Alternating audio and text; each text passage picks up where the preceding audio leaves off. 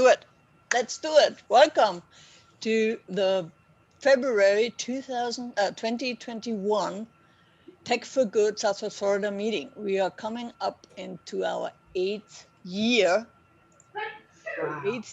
of our club, our non-profit technology club here locally.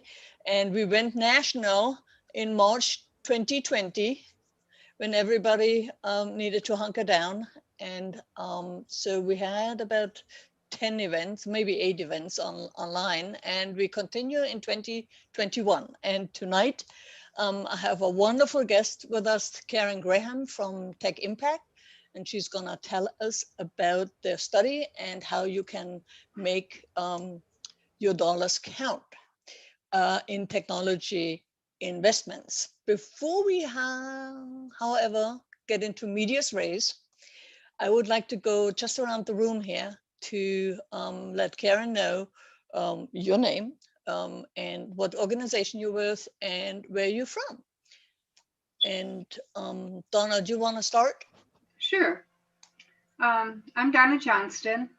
I'm retired, kind of. So I try to be retired. I do some, again. I do some consulting work, grant writing, some strategic planning, mostly when I see a need. At any rate, I've been working with nonprofits, for more than 20 years. All right. So. All right, next is Moran Janine Suzanne. If you would unmute yourself. Okay. Oh, okay. Hi there, okay. I'm Janine Hudak, and I work at the Jewish Federation of Greater Naples, and my work as an admin coordinator. I work a lot with the membership and Donor Perfect and a variety of things. And in the past, I worked a lot in senior services and Meals on Wheels and volunteer coordinating. And I guess I would say, I've been living here for a few years, and then I lived a long time in the San Francisco Bay Area, and I grew up in Ohio. So, thank you. Hi, this is Moran. I was able to unmute myself by hitting the other way of unmuting. I'm also from Ohio, but I have been in Florida for about 20 years. And it was certainly not as cold, but the wind yesterday was 40 miles per hour. So that's unusual for us. But I've worked in nonprofit and nonprofit-like organizations for a long, long time, mostly environmental. But I've more recently been involved in human services, working as a grant writer for Goodwill. And then I'm on a couple of boards, but again, those are environmental. And I started the Tech for Good group in Charlotte County, but it's just too small of a community to make a go of it. And Brigette does such a wonderful job. I encourage them all to participate in this forum.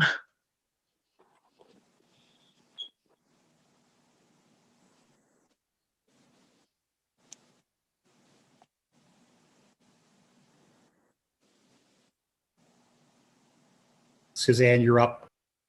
Oh, okay. I've been focusing on the dog here. I was muted. Oh, okay. Suzanne Fundingsland. I work for the University of Florida here in Collier County at the Extension Office. And I am retiring the end of September. So, already things have kind of clicked. So I'm not sure what I'm doing or when I'm doing it. I have a different job right now, and some things are not clear, but I'll always need funds.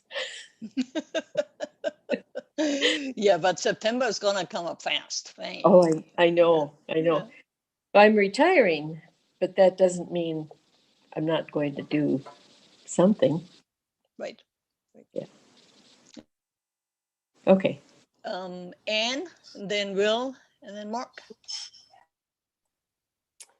Okay, hi. I'm Ann Katzeff. I have my own business, Ask Design. I'm a web designer and front-end developer, and a lot of my clients are nonprofits. So when I was living in Naples, I met Birgit, and that's how I heard about the Tech4Good group, and still want to be a steady participant. So even though I've moved back to Boston, I miss you guys, so I want to keep in touch. Oh, we miss you too. Oh, yeah, we miss a lot of people, don't we? It's like the COVID missing thing. I sometimes the topics here are somewhat relevant to what my clients need, but most of the time I have takeaways that I can provide to my clients. So I always learn something new, and that's why I just keep coming. Yeah. It's always something. Love to have you. Will Colon. I am retired from my career in telecommunications, and I volunteer. I volunteer at a Sarasota organization called Unidos now, focused on education and the Latino community.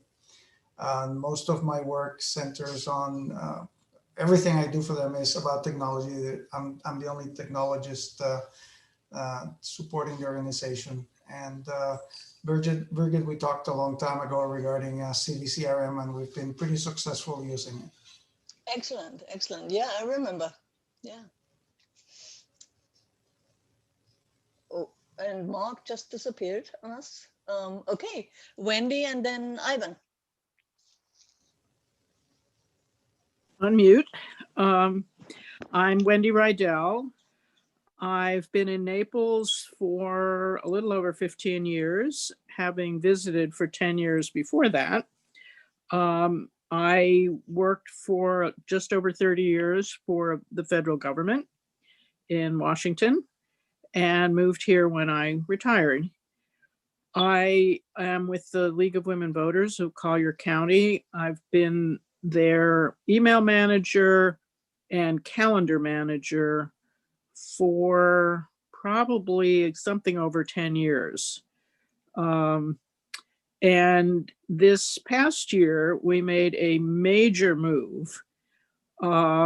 We changed from a WordPress-based website to Club Express. And the impetus for it was a serious need to upgrade our member management component. And we went back and forth internally as to whether or not we should find a better plugin for WordPress, or whether we should go to a platform that,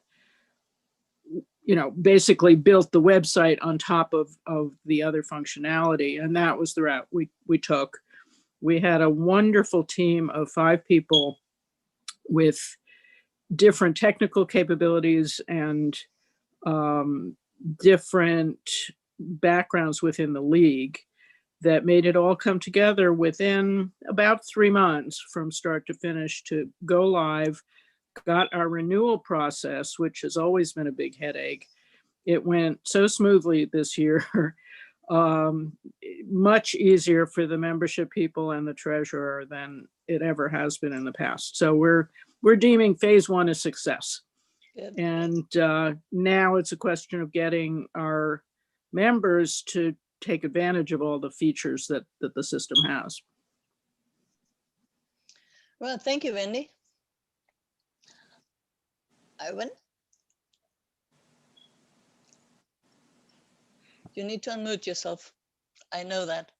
But that's the words of 2020. You're muted. Thank you. Sorry, I connected a little bit late, so I'm assuming the question is introduce yourself and why are you? Name and organization and where you're from. So I am based in Calgary, Alberta, in Canada, and I actually connected to this group because I follow Birgit in relation to her many how-tos. How do you help organizations to do things more easily with free tools, Google for Teams or anything like that. And I think this is probably one of the highlights of 2020, 2021 that COVID has accidentally brought us, is that now groups are actually much broader. I'm connected to a SharePoint group in Chicago, and it's been fantastic. The reason why connecting to technology is because I'm an accidental IT person. I'm probably the one that is less afraid of computers and programming around nonprofits. And I've been in nonprofits for the last 20 years. And my interest is on using technology tools to help these organizations that, as some of you have alluded to, they're always short of money, always short of people, always have too many deadlines and too many projects that are running at the same time. And how do we use technology not to scare people, or not to scare our staff away, but to say, this is not about the technology, this is about giving you more time to do what you're good at. Awesome. Yeah. So Karen, I lied. We are not national. We're actually international, right? Yeah. So my name is Birgit Pauli-Haag. Tonight I'm your host. I'm a co-organizer here at Tech4Good Southwest Florida, together with Donna and Mark, who disappeared on us. But he will come back, I'm pretty sure. And as a day job, I run a web development company and technology consulting company called Poly Systems. And we have been, and that seems to be the overall urge of this meeting, for over 20 years in Naples. We started in 2002, well, almost 20 years. But I have been on the web for, ever. And I still find it fascinating. Sometimes I'm bored, but yeah, that's just about the trolls and who can't behave themselves just because they're on the internet. But we are not here to talk about me. Let's talk about my book. Oh no, sorry. No, we're here. I want to introduce you Karen Graham. She's the Managing Director of Education and Outreach at TechImpact, a nonprofit that connects technology with social change and the home of Idealware. I think 2 years ago, Idealware was a separate organization, and they merged with TechImpact. And Karen Graham leads a team of researchers, trainers, and writers who create technology resources such as the ROI in nonprofit technology decisions. And here goes the door.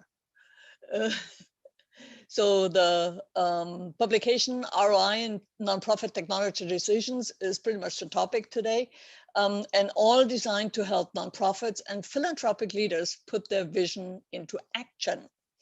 So I'll give you Karen Graham and make your tech dollars count. Okay. Yay. Thank you for the introduction. And as promised, my dog tried to get in on the action as well, and he has now been banned from the room. So we'll see if he scratches at the door again and wants to join us. Let me share my screen with you, because I have some slides to illustrate what I'll be talking about here. And I'll also just say, for those of you who didn't hear this from when we were sort of hanging out before everybody had joined, I'm based in Minneapolis, Minnesota, where it is very cold. We're heading into some below zero weather, Fahrenheit. And so it's nice to have a warm heart being with all of you tonight. How's that for a little schmaltzy comment? Excellent, excellent. Yeah, I'm always glad to get a chance to talk with tech clubs and with other kindred spirits who I think, like Ivan said, we're all just trying to do our best to connect nonprofits with technology that can help them do their work better and help them serve people better. Yeah. So that is what motivates me. Yeah. Well, I'm so glad we have you, and I just wanted to have one word on about if you have questions during the talk of so Karen will talk maybe 15 minutes, 20 minutes, 25. And during that time, we keep questions in the chat bubble. Yeah, just kind of write them down, and when Karen is done with her talk, we do the question and answers and discussions about things. And then get your answer. But that would be, so if you want to mute yourself before Karen starts out, that would be great. All right, it's up to you now. All right, and I'll also invite you to interrupt me if you see questions coming in the chat. I can't very easily see that at the same time that I'm running the slides and everything. So, feel free to just jump in and say, Karen, there's a question. You should pause and answer right now. And I'll do that. Be happy to. Yeah. Great. Okay. Well, so yeah, let's get into this. You've already heard about me a little bit, so I'll skip over that. And Brigitte did a job of introducing my organization, TechImpact, as well. So our mission is really about connecting nonprofits with technology. My part of the organization is education and outreach for nonprofits. And so we're really looking to connect nonprofits with knowledge resources that they need to make good decisions about technology and get the best return on their technology investments. But we also have part of the organization that helps young people connect with technology careers. And we train them and give them credentials like the CompTIA certification that helps them to get into typically a much higher paying job than they were when they started the free program, and really changes their career trajectory and their wealth for their whole life. And about 20% of our employees are graduates of that program. So they often graduate from our IT training program, they come to work on our help desk, and some of them end up kind of moving through the organization and becoming tech engineers or different kinds of specialists like security specialists, things like that. So that's something unique about our program that not a lot of other technology service providers share. So I'm here to talk about some research we did, though, and this was conducted over about the last half of 2020. Our research questions were about how nonprofits make technology decisions, who's involved, what do they consider in those decisions. We also wanted to look at return on investment and see if we could find evidence of actual return on investment on nonprofit tech projects, which turned out to be kind of a difficult thing to do because of the current level of sophistication of the sector. We wanted to ask questions about whether people measure return on investment both before making a purchase and after making a purchase. And again, like evidence that tech investments are helping or maybe not. So we surveyed over 1,000 nonprofits with the help of some partners. We worked with some data scientists to analyze the responses and with sector experts to put them into context. And we're also hoping that we can repeat the survey and measure progress over time. And we would hope that with our work and a lot of other progress that's going on in the sector, that the nonprofits that we're surveying would actually improve on this a little bit over time. But that remains to be seen. So let me share a few of the key findings from this. And by the way, I will be sharing where to get the report, which is a free download from our website in a little bit. But I'll just set the stage for our discussion now by sharing a few of the key findings from that report. And the first one was about sort of how people were thinking about different dimensions of return on investment.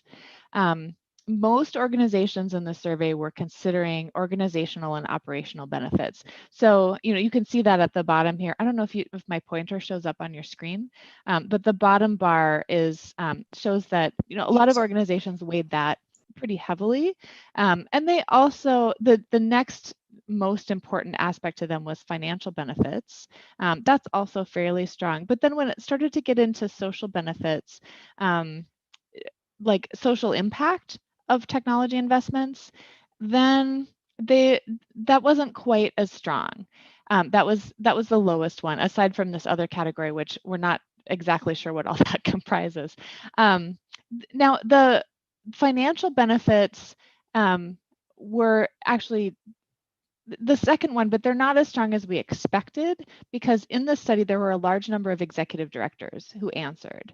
And I don't know if you agree with me on this, but my hunch would be that executive directors are probably pretty tuned in to financial benefits. That's one of their major responsibilities in their organization, is making sure the organization is financially sound and they're making smart financial decisions. And so we actually would have expected these numbers to be a little bit higher than they were. And only about half of the organizations gave weight to these social benefits. So that raises a question for us, right? And maybe we can talk about this when we get to the discussion. Is it because they don't see the ways that their use of technology can benefit their clients or benefit society? Or, is it something else? Do they see that connection, but then they just don't think that's as important as the benefits, like the operational benefits to the organization? So I think it raises a lot of questions about the way technology is viewed by the sector, and I'm hoping that we can maybe unpack that together a little bit. We can only speculate about what the answer is right now, because we didn't ask people as many questions about that.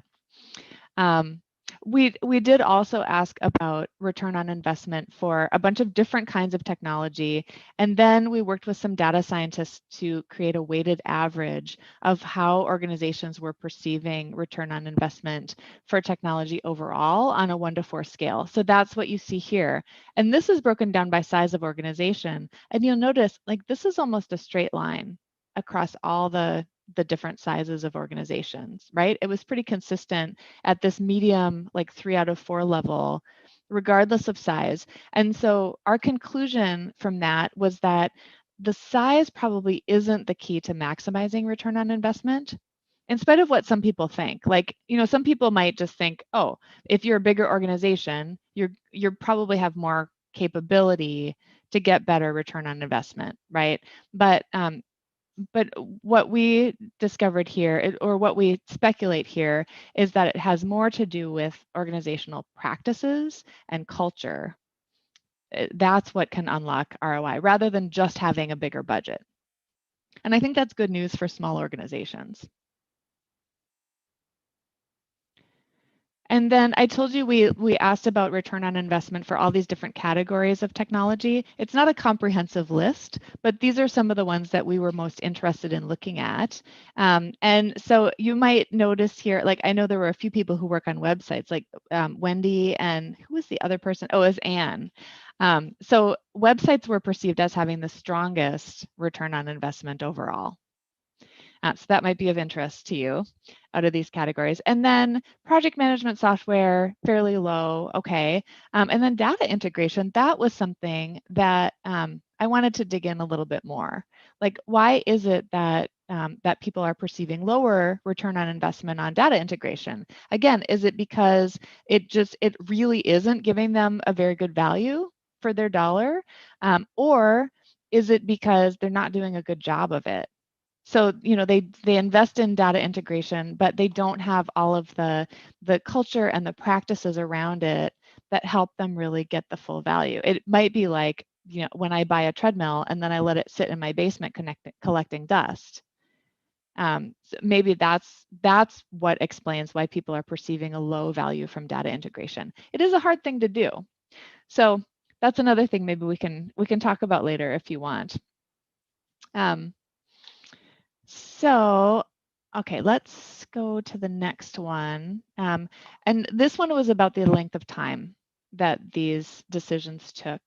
And you can see here that if you add up these two columns, well over half of the decisions were taking less than 6 months. Almost half were taking less than 3 months. And so I'm going to actually go back a minute to the categories. So if you're talking about like project management software, or maybe like a broadcast email tool, then having a decision timeline of less than 3 months maybe makes sense. right? That sounds reasonable. But for other types of technology like integration, CRM solutions, websites, in my experience as a consultant, it seems like that should take longer to do a really thorough needs assessment and compare different options, to do a vetting process. That raised eyebrows a little bit with some of the experts we talked to, and with me as well, that so many of these projects were actually taking a relatively short time for them to make the decision. And then one more here, before I kind of open things up. This actually has two different data points, or two different graphs on it. And so this is a look at two different kinds of people. One is end users on this side, and then the other is consultants on the right. And so it's looking at their roles in the investment decisions. And I think this is kind of like a, is it good news or bad news sort of thing. You can see that a lot of people, about 70% in all, were saying that end users were very or extremely influential in the decision. So that sounds great, but it's still maybe not as high as we would like to see. I mean, what about this other 30% where they're not really having a strong influence? And then the other thing that I question there is there some inherent bias in asking the person who ran the project if they included the right people and if they took end user concerns into account, right? Because like the people who are answering the survey are people who were in charge of the project. So they might have a tendency to overestimate how well they did on including their end users. So I'm a little skeptical about these numbers. And I think if we did this again in the future, I'd like to see that number kind of creeping up. There's also a fair number of people who said that consultants were influential. They're over on this right end of the chart, but there were still over a third here who did not get any advice from a consultant on their technology decisions. Now, I know some of you are technology consultants, and so maybe you're thinking like, whoa. And to be transparent, my organization also provides some consulting services and IT outsourcing. And so that let's acknowledge that might bias us toward thinking consultants are more valuable than other people might perceive that they are. But still, knowing how many nonprofits are small and don't have any specialized technical knowledge, it just seems like they could really benefit from some expert advice here. And that's advice that, according to the survey results, they are not getting. So that was something that kind of gave me pause a little bit as well. So I've thrown a lot of data at you, and now I'm hoping we can just talk with each other a little bit. And I have some questions to get us started, which I can leave on the screen for a while, or we can turn it off and just see each other's faces. Maybe I'll leave that up to you. And one more thing I'll show before we open up our mics. I'll make sure that we share this with you before we close. We can get the link out in the chat. So this is where you get the report. You'll just go to our Technology Learning Center at techimpact.org, and then you have to put in a little bit of information, which our funders like to collect so that we can measure our reach, and then you'll be able to get the free report. I also would recommend maybe against printing it. It's pretty long. All right, so back to the questions. How shall we proceed here? Well, thank you. Well, they had two people had comments in the chat. One was Anne, and she said, yeah, that was my inclination too. Organizations don't equate social benefits with ROI. And then Wendy also said, maybe we can expand a little bit on the data integration, kind of what we were thinking. So those were the two comments that were in the chat, and I just shared the link to the report in the chat window as well. Oh, thank you for doing that. Yeah, you're welcome. Yeah, maybe I like those questions there. What surprised you? And maybe we can go around the room if there are any surprises in the report that, or in the data that Karen shared. Anybody has an opinion right now? wants to talk, and just unmute yourself and. Sorry, I'm going to jump in because unfortunately I have to leave, but thanks, Karen, and thanks, Bridget. I would say that the part that it's not a surprise is the lack of consultation with technical expertise. And also this idea that organizations don't equate operational efficiency with higher mandate impact. And I think I'm going to borrow from my own experience. I think it's a mentality of scarcity. We don't have enough money to hire a consultant. We're going to sink a lot of money into I don't know, an implementation of Microsoft Dynamics, but we're going to limp away with this implementation for years. We're not gonna get internal satisfaction. So we're gonna have a huge difficulty getting adoption, and then our clients are gonna see our employees complaining about whatever it is. So nobody's gonna like it. So it's simpler for us to pay a bill than to actually look at the whole cost of ownership cycle. Mm-hmm. And it is a kind of a downward spiral too, right? Because then like every time you have substandard technology, then it reinforces the idea that technology isn't worth investing in. People get a negative attitude about it, not just inside the organization, but also your funders will see that. And they'll say, well, the technology is not helping you at all. It's a waste of our money. So we're not gonna include that in our grants. And so it's just like this cycle of pain that just continues. But how do we break out of that? Does anybody have ideas or examples? Well, before we get into individual examples, this is Wendy speaking. Mm-hmm. Could you explain a bit how return on investment would be calculated for nonprofit organizations? I mean, after all, the bottom line for us is different than it would be for, you know, a profitable business. Mm-hmm. And so what do you factor into determining that return? Mm-hmm. Yeah, thanks for that question. That is something that we address a bit in the report. And I think it's different depending whether you're looking at financial return or like operational return in terms of like productivity versus mission return. That's going to vary a lot from one organization to the next, right? But, you know, a real simple formula for return on investment is just to look at like how much did you spend and then how much did you save or earn as a result of that and what's the difference. That's, you know, the very most simple way to look at it. And there are some things that are very straightforward, like the bills that you pay, you know, did that go up or down? But then there are some things that are a little bit harder to calculate, like staff time saved.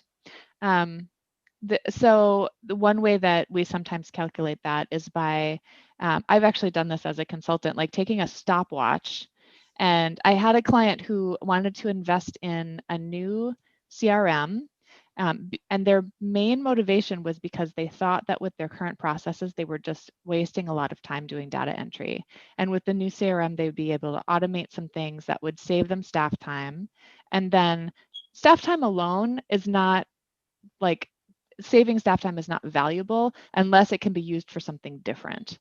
But they thought, okay, we'll be able to use this staff time to have more interaction with our clients, and that will be of value to our organization. So got out the stopwatch, timed their data entry process. That was the big source of their problem.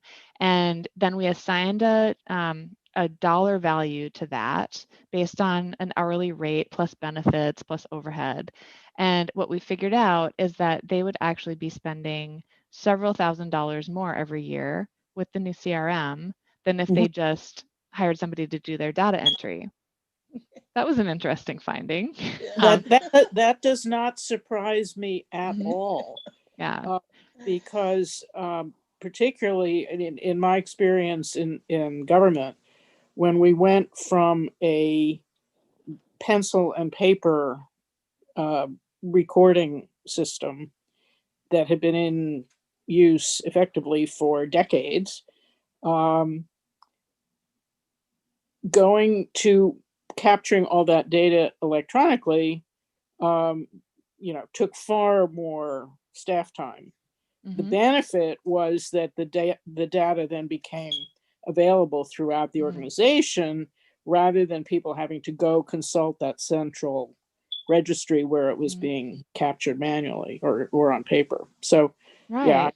Yeah. Well, and then, yeah, that does beg the question, like, is it, when we found that it was going to cost more to invest in this technology and do it differently than just doing the data entry, does that mean it's a bad investment? Their conclusion was no. And the reason was because they did value the availability of data, and like they would be able to use data in so many new ways to be able to make operational decisions, to evaluate their programs, to prove that they accomplished what they set out to do. So just the opportunity that it created for them to be a more data informed organization was huge. They also thought about talent. How are they able to attract and retain the very best employees if those employees have to work with crappy archaic systems that are just kind of like a pain for them? Sure. So that's something like employee morale is something that is hard to put a dollar amount on, but it's real. Right. And their ability to compete for funding was also something that they thought about. If they had modern systems, if they had access to this data that could help them tell their story, if they had even a story to tell about them kind of doing this digital transformation, that was something that made them more competitive when they were seeking grants. So, in the end, even though if you just look at the financial ROI calculation, it didn't come out in favor of this investment, they decided that there were a lot of other sort of less tangible, more difficult to measure benefits of the technology that outweighed that. Yeah. So I think there is a correlation and between the short time for decision making, the lesser involvement of end users, and the lesser involvement of consultants. Because what I see is that consultants are most time not coming in for the decision making. They come in on the implementation part. That's one thing. The decision making. So if I go through the 20 or 50 organizations there was only one organization that actually had a process in decision making, and that only came in after the first decision was the wrong decision, that they only made upon a recommendation from somebody else who had another organization in the area had the same system, and they thought it would work there too. So they wasted a lot of money. It wasn't their money, but it was grant money. And we needed to go back to the funder and to say, okay, this wasn't a good implementation, and your funding goals won't come in unless we change the system, because there wasn't a clear process between what do we need, which system provides it, which end user kind of said, okay, what's the best system to capture the data, and then how is the reporting going? So there was no process in place. And afterwards, once we put it in place, it seemed to take about 6 months to actually go through the whole process and then start with an implementation. So I think those things come together. It's not one thing or the other. And then and then turning around, it also means that the social impact can't be really measured, because if you don't, so what I also see is that there is some organizations have CRM, for instance, but every year they change it. Yeah, being okay, we never got and then they never get the consistent data comparison, because every CRM kind of calculates things a little bit differently, or the data comes in differently, or the data quality is different. So I think there is also a changing technology equals better outcomes just per se, but not doing the work. It's like a panacea more applied to, it's kind of busy work for the board. But on the program side, you see just confused people, and then they have, yeah, okay, we have another system. Okay, let's learn that too, and waste a lot of switching costs in that regard. So I think it's yeah, getting a little, sorry, I'm kind of hijacked that a bit. Where do we go with that? But that's yeah. I think the doing the work beforehand is really hard for a board or for an executive to kind of sit down and do the strategic work on what do we need and make a list, and or have a tech committee who puts this thing together before they start out. Yeah, and when you talk about data integration, I think with nonprofits in particular, you really do kind of have a high turnover of staff. So you have different methods of entering data, or different understanding of what the data is for. Some people are more detail oriented, others aren't. So what you get in is what you get out. And one thing I have noted is that there are a lot of nonprofits that really don't understand how to use their data, especially in their grant writing and their grant reporting. Walking into one organization I worked with, $3 million organization, kept getting their reports sent back to them by one of their biggest funders saying, this isn't right, fix it. And it's like, okay, what's not right, you know? And well, first of all, you can't just say this. You have to have something behind that that proves it. You know, you can't say, oh yeah, we spend this much on office space. Well, how much office space? What are your building requirements? You know, your budget for your maintenance, blah, blah, blah. All that plays into that. So I think a lot of nonprofits don't understand their data to begin with. Which is really a problem. And then once again, the turnover, especially with smaller organizations, because I don't think they actually have solid job descriptions. Because, you know, if you work for a nonprofit, you really have your fingers in all kinds of things. If it's a small one, yeah. Yeah, so, especially a small one. yeah. You have a lot of things that come across your desk that maybe you have no idea what to do with, but you're told to do something with it. Yeah. So it's. We have about 2 questions here in the chat window. Oh, go ahead. Sorry. Will said, well, would you please slow down here a bit? What do you mean by data integration? That's a very good question. So, Karen, could you help us out with that?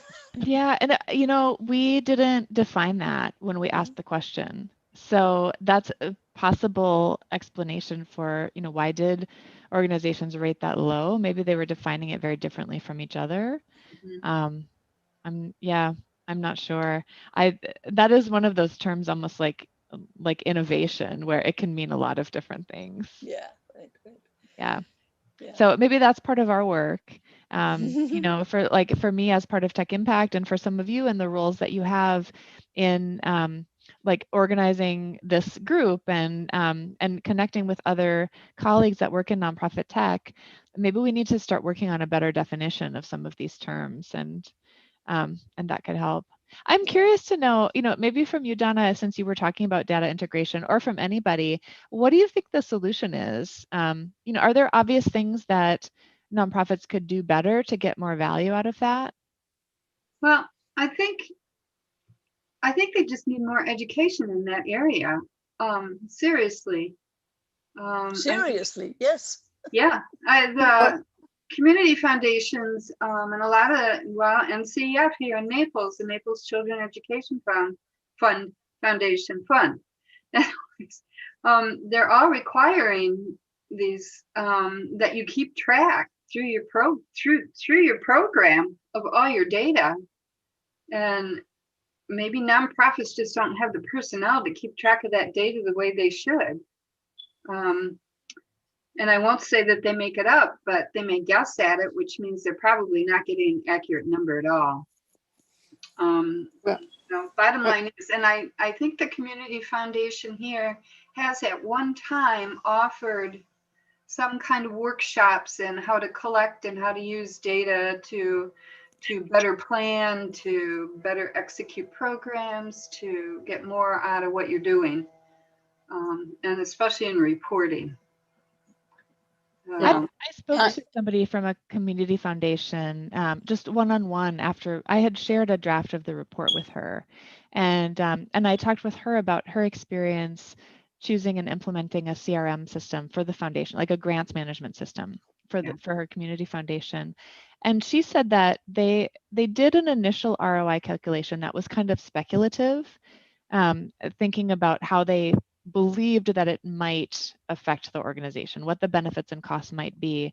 But then afterward, they sort of revisited that. And a year, 2 years, 3 years later, they discovered that the picture was a little bit different from what they had anticipated. And the return on that investment actually turned out to be much higher than what they had originally thought, chiefly because of the pandemic. And they found themselves very suddenly having to work remotely, and having a cloud-based grants management system was just incredible for them, not just for their internal work, but for being able to provide the services that they provide to grantees. She said that they just would not have been able to continue operating without a major disruption if they hadn't had that. So I thought that was an interesting example of kind of doing the ROI evaluation after the fact and looking back with a different set of knowledge than you had prior to the investment. So we had two hands up. One was from Janine. She said, or wrote in the chat window, I think if end users are included or surveyed more, there might be a better user adoption.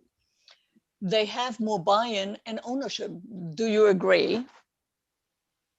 I agree. I mean, I'm really big on like user adoption and including people in the process. Just like the saying is in community organizing, nothing about us without us. Mm-hmm. I think that applies very well to technology as well. Yeah, absolutely. Yeah, and then Wendy raised her hand. Yeah, I mean, data integration was one of the prime objectives of our project last year, because up to our switching systems, it was an endless headache to make sure that we had integration between the website and Constant Contact, which we were using for email.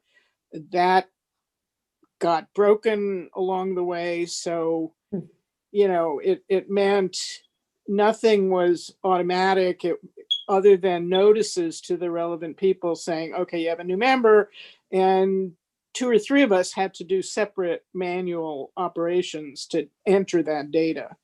One of the reasons we ultimately chose Club Express is that they've made a real push to develop a relationship with the League of Women Voters. And what they're working on now is that when somebody joins, we shouldn't have to, the behind the scenes folks shouldn't have to do anything.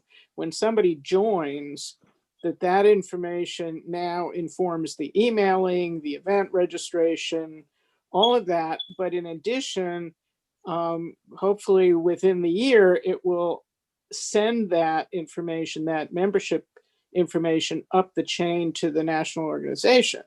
So we, again, don't have to have somebody whose job it is to be entering new members into the national membership database and cleaning out the people who don't renew and all of that. So, I mean, the ability to have all your data in one system, we think is going to be a big benefit for us. And of course, we have here in Collier County close to 300 members, give or take, but it's an all volunteer organization. So, we have to count on finding the skills needed to maintain our systems over the long haul. And again, the maintainability of these things was an issue for us.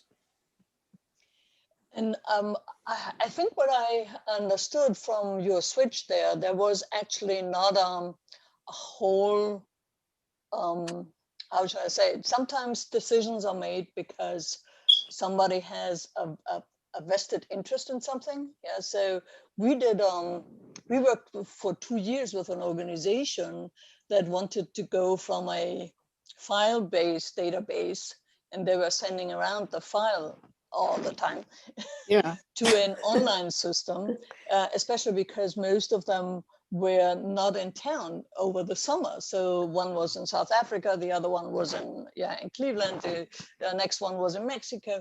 So over the summer, the club would kind of die down and then come back, but they would put all information in over the summer.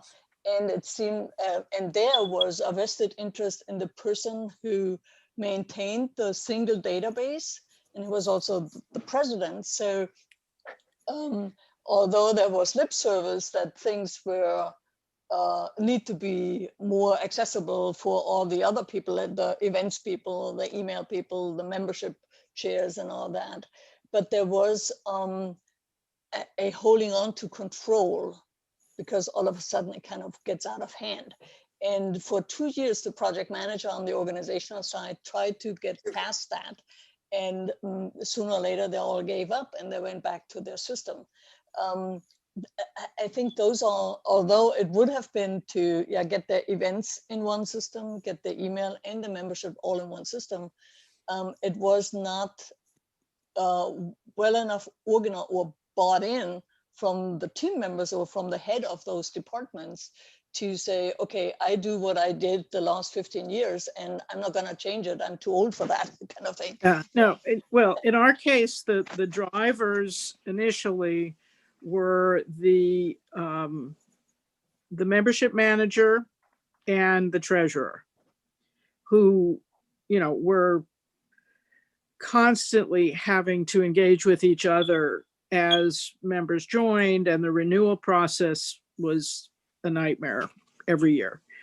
And for myself, as I said when we were doing our introductions, I have been the primary email coordinator for many years, and also off and on had responsibility for keeping the calendar up to date on the website, but that didn't integrate well at all with the event management in Constant Contact, which I was also responsible for.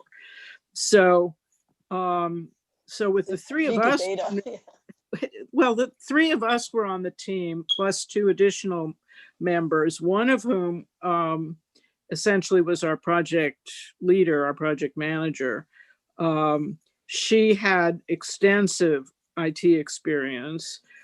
Before I retired, I was a systems analyst. The treasurer and the membership manager, they knew what needed to be done, but they were not necessarily tightly wedded to how they had done things in the past. And so it was, in some ways it was just a dream team, because we had the skills and the institutional knowledge to make the decisions we had to make. The biggest one, of course, was whether to stick with a traditional WordPress-based website with plugins, or to go with a system that really, under the hood, was primarily member management. And what we concluded, and I don't know, what your reaction to this will be, but we concluded that our website is actually more for our members and our member management than it is for the general public. Now, that could be, please don't repeat that, because it sounds kind of controversial, but our educational role and our advocacy role actually the technologies we used for that are social media. We used Google Ads last year. I mean, we had our voter services people did a phenomenal job of promoting early voting and vote by mail and all the things that in Collier County, if you look at our stats for voter participation, they were always good and they got even better. So for our organization, I mean, if we try and measure, you know, our success last year, I think was pretty high, leaving aside a new management system. Yeah, so, well, thank you. It's a really good round. So she already left, but she left us a little note there, Moran Hilgendorf. One thing she's noticed is that many times information is required, but those requiring it don't provide the funds to do the work to provide the information. And she thanks you, Karen, for the information and conversation, and looking forward to review the report on TechImpact. So Great. I just wanted to leave that here because she didn't get a word in before she had to leave. I think she has a good point there. Yeah. You know, I mean, sometimes the data that's required as reporting for a grant requires you to hire almost a full-time person, you know? And yeah, that kind of brings me to, I guess, a final question I want to leave you with, because we're getting toward the end of our time, right? Yeah. So like when I am encountered with things like this, one of the ways I look at this is like, what, so what, and now what? And maybe you've heard this kind of mnemonic Say before. that again. What, so what, and now what? So, you know, I've presented you with some study findings. We've talked a little bit about, so what, like, what does that mean? Why does that make a difference for us? But then the now what is what I want to leave you to think about is like, is this research report kind of tugging at your sleeve a little bit and saying like, hey, you need to pay attention to this. You need to do a little something differently. Like, what is it nudging you to do in response? Well, can I interject something? I hope it's related to your question, because this has been on my mind for a few minutes. What I have found is sort of a trend with some of the nonprofits that I'm working with is that they have board members who have roles to fill. You know, they're on the board to offer their services and act as consultants in certain areas. And they don't involve me, you know, in that process. And so I find out after the fact that they've made a technology decision that sometimes it's too large for the size of the group. Because that's the board member's background. You know, they'll come from, you know, a corporation and they'll say, oh, you know, we use such and such technology. That's what we should use here. And I'm like, no, maybe not, maybe yes, but let's have a conversation. So after I discovered this trend, this is a few years ago, I decided, you know what, I need to communicate with my clients in a way that is not as project oriented, because that's my tendency is, you know, they ask me to do XYZ and that's what I do along with other stuff. So I decided twice a year, I'm just going to have conversations with everybody who wants to have them with me. Not everyone took me up on it. And it's an informal way for me to just hear what's going on with them on a personal level, maybe on an organizational level. And that's how I've been finding out what's really going on. You know, what are they really thinking about? What are their pain points and how can I assist them? And it's been pretty damn interesting, I must say. So I just wanted to interject that because I think board members, they have a lot of different motivations for being on the board. Most of them, you know, I would say 90% of them are commendable, but sometimes it's like, and then they're gone. You know, they're there for a year and they make a mess of something and then they leave. And it's like, oh my God.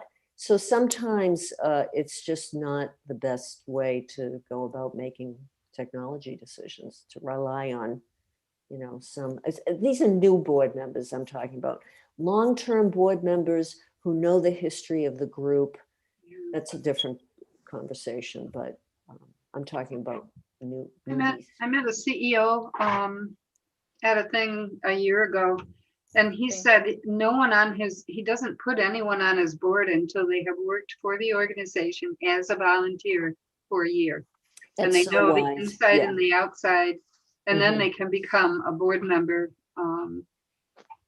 So, you know, and as far as I think connecting technology and social impact, or just connecting technology and nonprofits, I think a lot of times it starts in the budget. They don't budget for those kind of tools. They just budget for projects, and they don't consider the technology they're going to need in the background to make it, you know, completing the project as efficient as possible. I don't know how many nonprofits I worked for where laptops start to die in the field, and there's no money to replace them because they didn't write money into their budget for the technology. Yeah, I'm a little bit, so I'm kind of looking at that for your question, Karen. Now what? Yeah. Kind of is so I tried to start this Tech4Good technology club where nonprofits can mingle with technology or can talk about amongst themselves about technology, learn from each other in 2008. And that was way too early. Yeah, I had out 3 different times. I had a good list to send it to and invite them, but nobody came.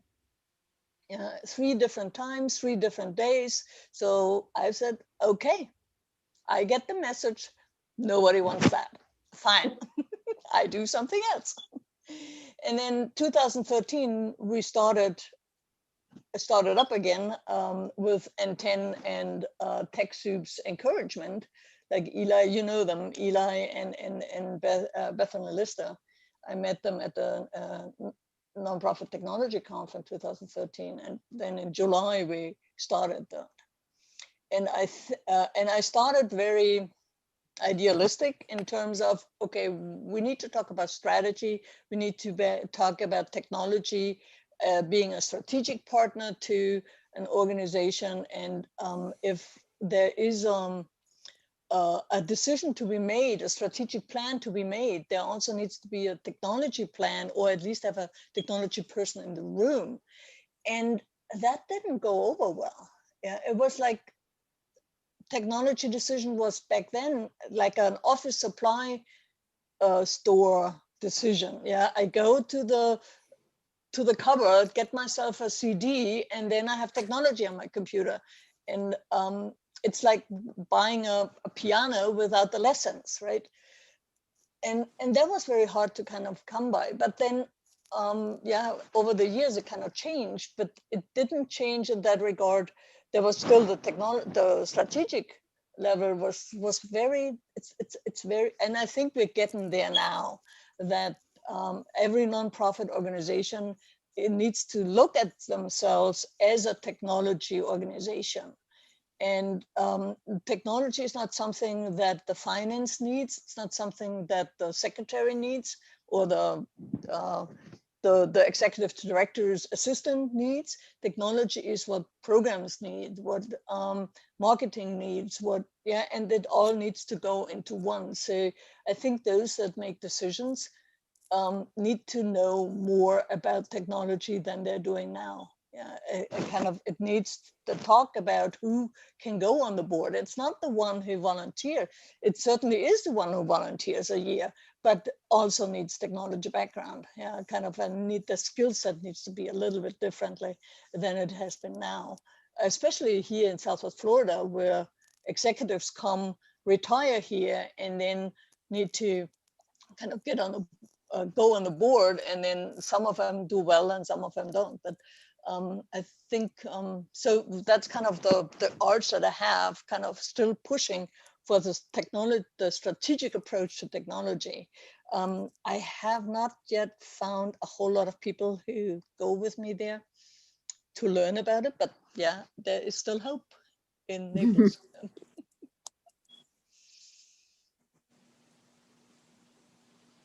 So what do you think? No, what? Off screen for a moment to try to find some other research that that my organization did about the kind of technology skill sets that nonprofit leaders need today, and I think that's something that is really on my mind, is like, how do we take this conversation beyond a group like this, where we all work in technology, we have an interest in it because of the nature of our jobs, if nothing else. But how do we open that conversation to people who are executive directors and finance directors and program officers at foundations, and all those people that are helping to create the strategies for an organization and provide the resources to carry them out. They need to have some technology competencies and a strategic vision for that as well.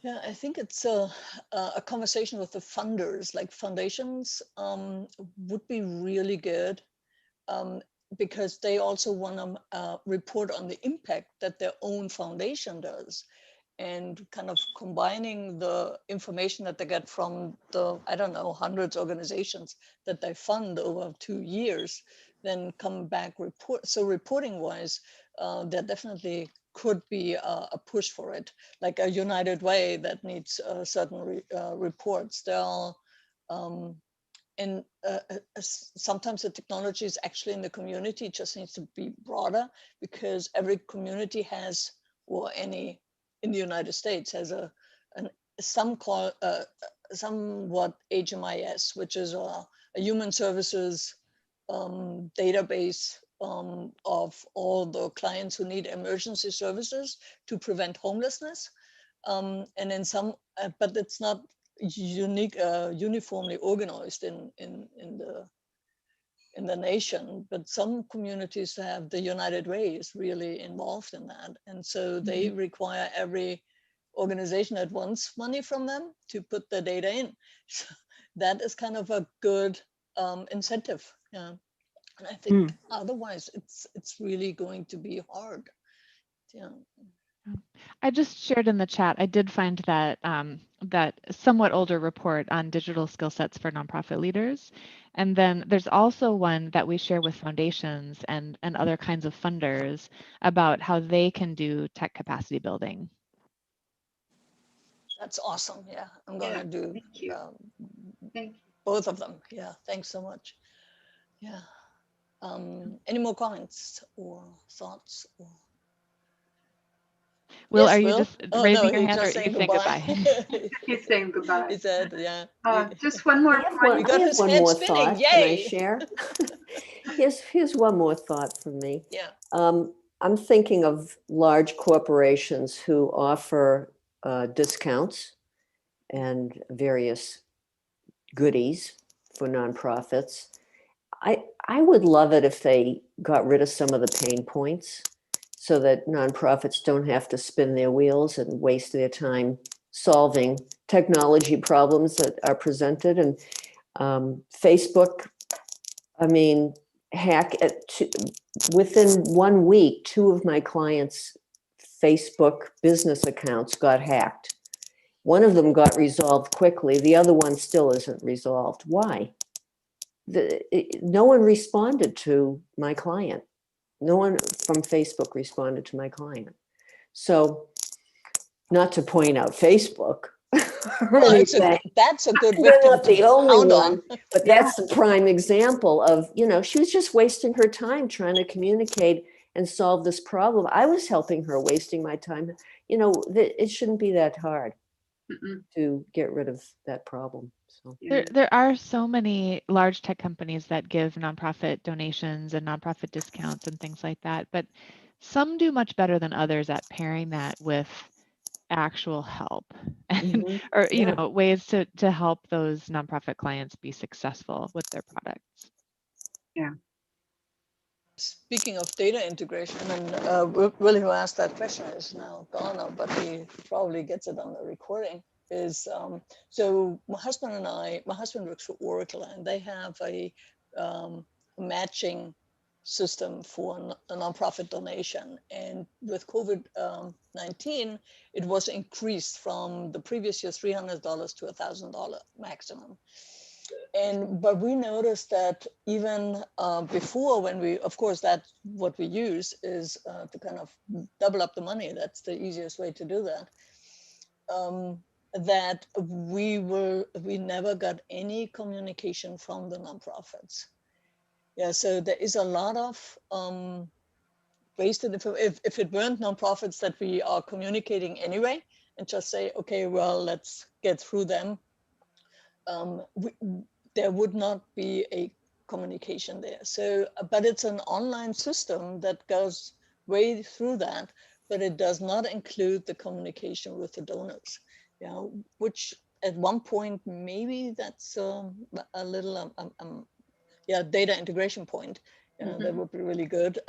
Facebook has the same problem. Yeah, that they are not providing any information of those who give to the nonprofit.